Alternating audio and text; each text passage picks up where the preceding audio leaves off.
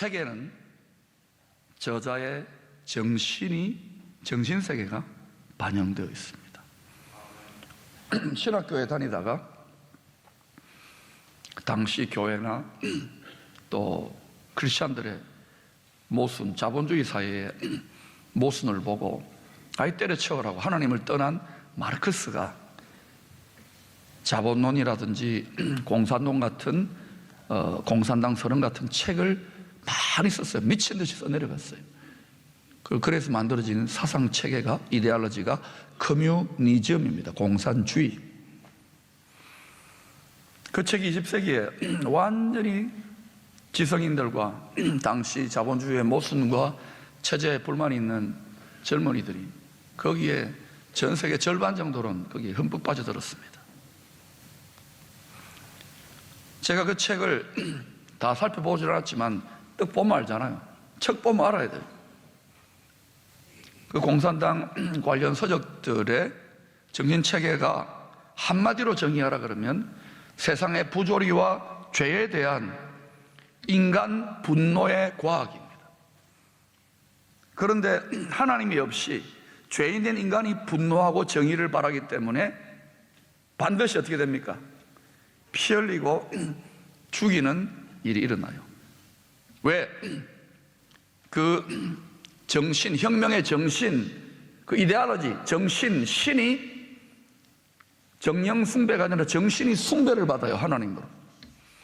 그래서 그 사상이 뼛속까지 들어가면 가족도 부모도 없이 사람도 서슴없이 죽이는 쪽으로 가게 돼 있어요. 거짓의 아비, 거짓말쟁이의 정신을 따라가는 거예요. 그리고 그 정신이 풀어지면 인간 분노가 누구를 향하여 분노인가? 잘 생각해 봐요. 하나님과 하나님의 정신에 대한 분노인 거예요. 인간 분노의 과학.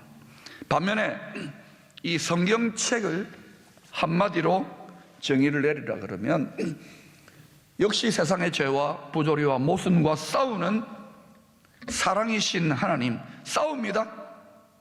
죄와 피 흘리기까지 싸우는 사랑이신 하나님, 즉 하나님 사랑의 과학서적이 성경입니다. 이 땅에는 없는 사랑입니다. 초과학입니다. 원수까지도 사랑하게 돼요. 그래서 이 성경이 가르치는 하나님 정신을 진짜 비교로 따라가면 반드시 사랑의 나라, 천당 같은 하나 되는 나라가 생기는 거예요. 오늘날 이 성경책을 열심히 믿는다고 하는 교회 지도자들과 성도들이 천만이나 있지만 원수를 죽여요. 정의의 이름으로. 자칭 하나님들이 너무 많아요. 죽기까지 사랑해야 되는데 싸우지도 않아요. 사랑으로. 성경은 사랑이신 하나님의 숨결, 하나님의 입기운, 하나님의 호흡이 불어넣어진 책입니다. 그냥 활자와 문자와 지식이 아니에요. 세상에 수많은 책들이 있지만 성경만큼 하나님의 입기운이 스며든, 직접적으로 스며든 책은 없어요. 1600년 동안 40명 넘는 저자들이 있지만 동일하게 성령의 입기운, 성령의 루아 호흡을 통하여 불어넣어진 책이에요. 그래서 본문 16절에 보니까 모든 성경은 하나님의 감동으로 된 것으로, 영어로는 이렇게 되어 있어요. All scripture is God breathed. breathe, 숨쉬는 책이에요. 하나님이 숨쉬고 있는 책이에요. 그래서 이것은 dead Bible이 아니라, 종교적 경전이 아니라 living Bible이에요. 어떤 리빙이냐? 하나님의 생명력이 벌떡벌떡 뛰는 책이에요. 그런데 여러분, 많은 분들이 교회를 오래 다녀도 이거 뭐 내 세상에 도움되나? 내 생명과 무슨 도움되나? 육적으로 세상적으로 생각하니까 속는 거요. 성경책 가까이 하라는 겁니다. 말대로 안 사는 거죠. 갈수록 교회를 다니는 많은 성도들과 지도자들조차도 살아있는 하나님의 말씀, 리빙 바이블 대로 살지 않아요. 제안합니다. 하나님이 틀렸다고 합니다. 하나님이 불법이에요. 성경이 불법책이 돼요. 하나님도 분노합니다. 살아보니까 안 되거든요. 그러니까 자기 마음대로 성경을 난도질 해버려요. 이 부분은 하나님 말씀, 이 부분은 문학, 이 부분은 뭐 다른 종교들로부터 받았다. 그래서 예수를 믿는 우리 성도들 때문에, 우리가 말대로 살지 않기 때문에, 하나님 살아있는 말대로 살지 않기 때문에 마치 이 리빙 바이블이 데드 바이블, 교회는 바이블의 집입니다. 말씀의 집인데 데드 처치, 하나님도 죽은 것 같아. 죽지는 않았어도 내가 믿는 하나님은 거의 중환자실, 조금 나으면 일반 병동, 아니면 응급실에 누워 계시는 하나님처럼 느껴져요. 여러분의 하나님은 살아서 약동하고 무제한의 역사들을 이루시는 하나님이십니까? 예수를 믿어도 하늘과 땅 차이가 나는 거예요. 땅을 지렁이 같은 야고바 기어다니는 분 없어요. 교회를 수십 년 다니는 게 중요한 게 아니에요. 직분이 뭐냐가 중요한 게 아니에요. 여러분이 세상과 땅, 육신도 땅입니다. 여기에 모든 관심과 감각과 생각과 느낌이 집중된다면 여러분은 헤매고 있고 기어다니고 있는 거예요. 7절에는 하나님 말씀대로 살지 않는 사람들, 세상 사람들은 물론이고 교회 지도자, 성도, 목사, 선교사, 교수, 일반 성도들은 말할 것도 없고, 사람들은 말대로 살지 않는 사람들은 제 아무리 성경 공부를 많이 하고 많은 말을 하고 유식한 언어를 이야기한다더라도 참 사랑의 진리에 도달할 수가 없어요. 뭐라고 하냐? 항상 배우나 끝내 진리의 지식에 이를 수 없느니라. 바른 지식에 이를 수 없어요. 그러니까 성경을 많이 알고 교회 생활을 수십 년, 몇 대째 집안에서도 진리의 지식에 이르는 분이 없는 경우가 많아요. 왜냐? 항상 배우고 자기는 열심히 내는 것 같고 한데 그것이 인간적, 세상적, 종교적 열심이지 하나님이 원하시는 열심이 아닙니다. 사도 바울이 얼마나 예수 믿기 전에 열심을 내었습니까? 예수 심장에다가 대못을 박았던 사람 아닙니까?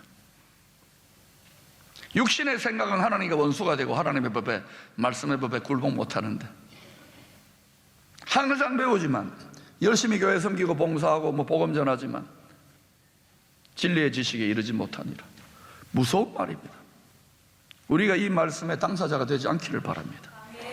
성경은 죄의 정신으로 썩고 죽어가는, 왜 몸이 아픕니까? 속이 썩으니까, 정신이 썩으니까. 왜 마음이 아프니까 몸이 아파요. 몸 튼튼 마음 튼튼, 마음 튼튼 몸 튼튼. 예수의 심령은 아프지 않아요. 속 상할 만한 일이 있으니까 속 상한다. 속은 거예요. 속이 썩어. 저도 속이 썩지요. 근데 이게 속았다는 걸 알았어요. 이제는 속 안 썩기로 했어요. 속 상하지 않기로 했어요. 물론 속 상할 수밖에 없어요. 이거는 빨리빨리 처리해요. 툭툭. 그리고 더 힘들면 막 이렇게 춤을 춰요. 항상 기뻐하라 했으니까, 모든 일에 감사하라 했으니까. 이러면 안 되잖아요. 지금도 보세요. 2명 반은 출장 나온 사람 같아. 어디에서? 조직에서. 오늘 얼마나 설교하는가, 얼마나 길게 하는가. 시계 보지 마라.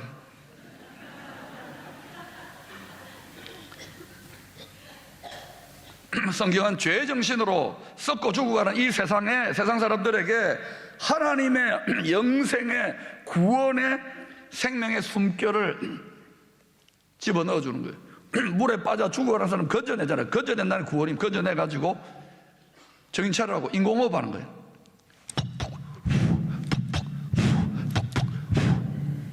그런데 이게 인공호흡이 아니라 무슨 호흡입니까? 신공호흡을 하는 거예요. 이게 여러분 신공호흡기입니다. 호흡기 때문에 죽어요. 그래서 100년 정도 살다가 죽잖아요. 호흡기를 달고 있으면 죽어도 영원히 영생복락입니다. 이거 패러다임을 전환하고 이 생각을 뿌리채 뽑아서 뒤집는 게 너무너무 힘들어요. 그 힘든 거 한번 실감해 볼래요? 기쁨의 교회 담임 목사하세요.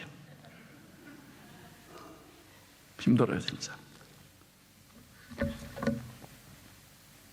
그래서 15절에 나타나듯이 성경을 늘 가까이 하고 배우고 순종하면 하나님의 호흡으로 살아요.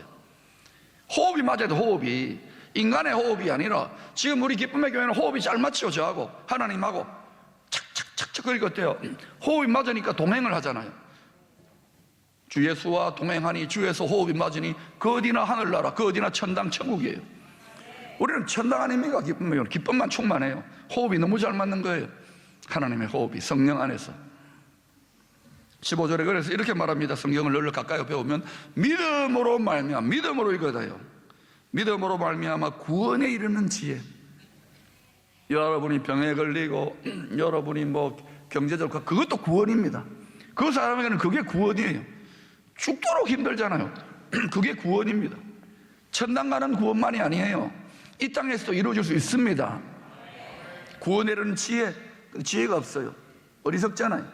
왜? 자기가 제일 똑똑하다고 생각하는 사람은 헛똑똑이요. 헛지.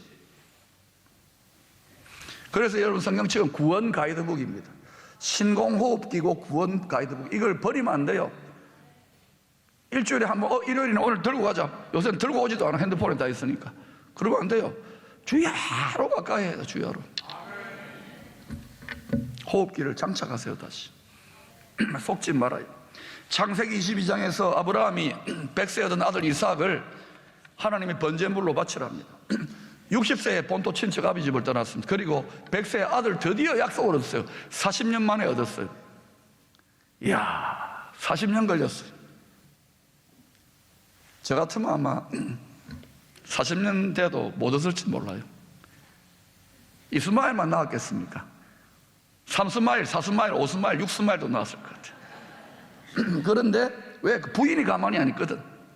사라가 아내를 잘 얻어야 돼, 저처럼. 그런데 이 드디어 40년 딱 되니까 하나님이 테스트합니다. 100세 얻은 아들 이삭을 바쳐라. 독생자입니다. 바쳐라.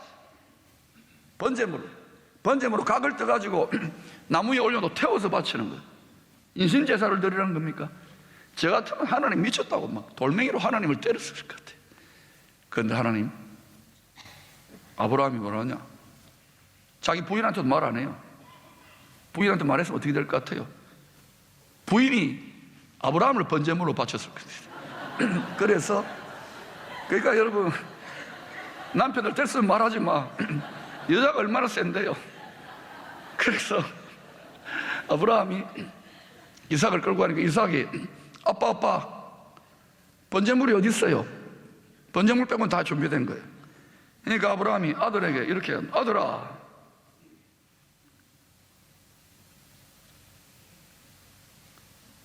아들이 물에 번제할 어린 양은 어디 있나이까 하니까 아버지 아브라함이 번제할 어린 양? 아브라함이 이르되 내 아들아, 번제할 어린 양은 하나님이 자기를 위하여, 누구를 위하여? 아브라함이 아니라 자기 이름, 자기가 창조주요 전능하신 분이라는 그 이름의 영광, 구원자라는 그 이름의 영광을 위하여 자기가 친히 예비한다는 거예요. 아브라함이 예비할 게 있고 하나님이 예비할 게 있습니다. 전부 다 준비했어요. 나무도 불도 다 준비했는데 딱 한 가지 없어요. 결정적인 거, 마지막 1%, 2%는 누가 갖고 있습니까? 예? 하나님. 그런데 아브라함이 어땠어요? 그 하나님 예비한 번제물을 보고 순종했습니까? 이 눈에 아무 증거 아니 보이고 이 귀에 아무 소리 아니 들리는데도 그냥 순종했습니까? 이야, 이거 순종할 수 있겠어요, 여러분? 어마어마하게 힘든 고난이도의 믿음의 테스트예요. 지금 한국교회와 우리 대한민국이 전 세계 예수를 제일 잘 믿어야 되려면 이런 순종의 테스트 합격해야 되는데, 그런데 여러분, 이게 불가능한데 놀랍게도요, 아주 소수의 사람들이지만 바알에게 무릎 꿇지 않은 사람들이 있어요. 죽으면 죽으리라고 보이지도 않는데 해산의 진통을 순종해낸 사람들이 있어요. 그래서 이게 이제 대한민국과 한국교회가 대박 나겠어요. 속도는 조금 느리겠지만 먹을까 이러겠지만, 바랄 수 없을 때, 아무것도 없는데, 눈에 보이지 않고 만져지지도 않는데 들리지도 않는데 바랄 수 없을 때 아브라함이든 바라고 믿었어요. 왜? 하나님을 알았거든요. 힘써 하나님을 알았고 하나님이 어떤 분인지 알았기 때문에, 가족들한테 이야기해도 정신병자 될 거기 때문에 하나님을 알았기 때문에 그 무도도 깊이 하나님이 친히 예비할 거다. 그리고 칼을 들고 팍 내리찍으려 하니까 고만! 하나님 경상도 말을 했어요. 고마! 그러고는 그때 어때요? 예비한 숨겨놓았더니 이미 다 준비해놨어요. 여호와 이레, 모든 것을 다 준비 하나님이 여호와 이래 히든 카드를 딱 끄집어가지고 눈앞에 물질세계, 육신세계에 나타내 보이는 거예요. 이미 하나님 다 장만해 놨어요. 여러분에게 필요한 구원, 교회에 필요한 것, 이 대한민국에 필요한 세상에 다 장만해 놨어요. 천당 천국에. 우리가 자꾸 육신적으로 세상적으로 살리는 것은 영이고, 영이라고요. 우리는 영, 예수의 영이 우리를 살린다고요. 따라서 나는 영이다. 영. 육이 아니야. 영이에요. 영. 근데 어때요? 영영 죽겠지. 영이라니까 이 회로를 바꿔야 돼. 영적인 세계가 하늘이라. 그럼 하늘을 알아요. 요한복음 21장에서 부활하신 예수님이 제자들에게 집중적으로 하나님 나라 일을 인텐시브 코스로 가르쳤어요. 한 번 더 걱정이 되니까. 그리고 사라지셨어요. 부활한 예수님이. 그동안 제자들은 3년 동안 먹고 마시고 어디에 머물고 전부 다 영광이신 예수님이 다 장만하고 해결했습니다. 그렇죠? 그러니 제자들이 이제 부활하신 예수님 안 보이니까 먹고 살아야 될 거 아닙니까? 목공이 포도청인데. 그러니까 예수님 어디 갔노? 이러고는 전혀 깨닫지도 못하죠. 물고기 잡으러 가요. 왜? 어부 출신들이 많으니까. 갈릴리 바다에서 밤새도록 낚시가 아니라 그물을 내렸는데, 이 뭐 갈릴리 바다를, 갈릴리 호수를 샅샅이 아는 사람들 아닙니까? 베드로 이런 사람들. 근데 어때요? 신기하게도 한 마리도 못 잡았어요. 씨가 말라버린 것 같아요. 제가 추측해 볼 거예요. 제가 천당 가면 예수님께 물어볼 겁니다. 그때 어떻게 하셨습니까, 예수님? 제 추측입니다. 갈릴리 호수에 있는 물고기들에게, 얘들아, 잠시 저기 가가지고 반상회하고 절대 나오지 마라. 내가 잠깐 동안 제자들의 믿음 훈련을 해야 되니까 절대 나오면 안 돼. 나오면 떼치. 그래가지고 제자들이 밤새도록 그물 내렸는데 한 마리도. 얼마나 피곤했겠어요? 얼마나 배가 고팠겠어요? 빈궁하고 궁핍하고 결핍하고 부족하고 피곤하고 화도 나고 열도 받고 다 죽겠어. 이제는 이제 벌어 먹어야 되나? 부활하신 예수님 나타나가지고 먹을 것도 안 주고 이게 뭐야? 이때에 주님이 그때 이 궁핍과 절망과 좌절과 낙심의 광야로 이끈 분이 누굽니까? 이 상황을 연출한 분이 누굽니까? 의도적입니까? 아니면 하다 보니 그리 됐습니까? 말은 쉽지만 여러분의 삶도 그렇지 않을까요? 여러분 삶에 지금 죽을 것 같은 힘든 분이 있을 겁니다. 이 누가 연출하고 누가 잡고 있을까요? 사단이 여러분 역사하고 여러분 죽을 것 같지만 누구의 작품일까요? 하나님이 모든 걸 다 하시는데 살 길이 뭡니까? 예수님이 그때 짜잔 하고 나타나요. 부활의 예수님이. 그리고 이렇게 말합니다. 그물을 배 오른편에 던지라. 그리하면 잡히리라. 제가 그 배에 타고 있던 베드로 같은 어부라면, 예수님 내가 다 해봤습니다. 내가 여기 전문가 빠삭합니다. 택도 없는 소리 하지 마세요. 이렇게 이야기했을 거예요. 그런데 제자들이 반신반의하면서도 혹시나 하면서도 알았습니다. 그동안 계속 엉뚱한 데 집어던졌거든요. 배 오른편 거기 딱 던졌더니 거기 어때요? 팔뚝이가 참치만한, 그건 모르죠. 어느 정도 크기인지. 이게 막 그물이 찢어질 정도로 153마리. 제자들이 그때 보고 어때요? 기쁨보다도 두려웠을 거예요. 3년 동안에 따라다니면 뭐예요? 자기들이 이거는 주님이 하셨다. 주님이 어떻게 말했을 것 같아요? 참치만한 고기들, 갈릴리에서 제일 큰 고기들 집합 들어가. 누가 하셨을 것 같아요? 주님이 하셨겠죠. 경제, 물질, 먹고 사는 문제 누구 손에 있습니까? 예, 맞다 그러잖아요. 여러분 시편 107편 20절에 그가 눈에 보이지도 않는 말씀을 보내요. 여러분의 심령에, 말이 영이요 생명이기 때문에 여러분의 심령에, 여러분의 예수의 마음 하나 된 그 심령에 말씀을 보내요. 그들을 고치시고, 여러분 병 걸리는 데도 고치시고, 여러분 막 우울증 걸리는 데도 고치시고, 뭘 보내요? 말씀을 보내요. 말씀을 보내요. 보이지 않는 말씀을, 말이 영이요 생명을 보내요. 무엇을 원합니까? 교회 와서 물고기 153마리가 중요한 게 아닙니다. 번제된 어린 양이 중요한 게 아니에요. 믿음이요, 믿음. 믿음이 형편없어지니까 다 죽겠다, 시간 말라가잖아요. 그러니까 잘못된 믿음, 잘못된 정신을 깨부셔야 되는 거예요. 지난 몇 년간 이제는 기뻐하세요. 하나님이 됐다 그러시는 것 같아요. 예수님의 구원의 말을 듣고 순종했더니 여호와 이래, 우리가 두려워, 하나님, 이여 진짜 하나님 살아계시네, 진짜 말씀이 능력이 있는데 두려워 뒤집어질 정도로 가득 채워주시는 거예요. 순식간에, 한 방에. 그런 일이 일어날까요? 이거는 옛날 경전인데 우리 삶에는 여기는 안 일어납니다. 일어날까요? 일어날지도 모르죠. 믿는 것이 하나님의 일인데 아멘 하고 안 믿어요. 그러니까 번제할 어린 양이 예비된 아브라함이나 이 154마리를 목격한 제자들은 어때요? 특히 아브라함은 자기 생명도 맡길 수 있겠다라고 느껴지지 않겠어요? 그 생명 다해 죽으면 죽으리라, 생명 다해 살아가는데 왜 제한합니까? 사망이 역사할 때는 생명을 다해야 되는데.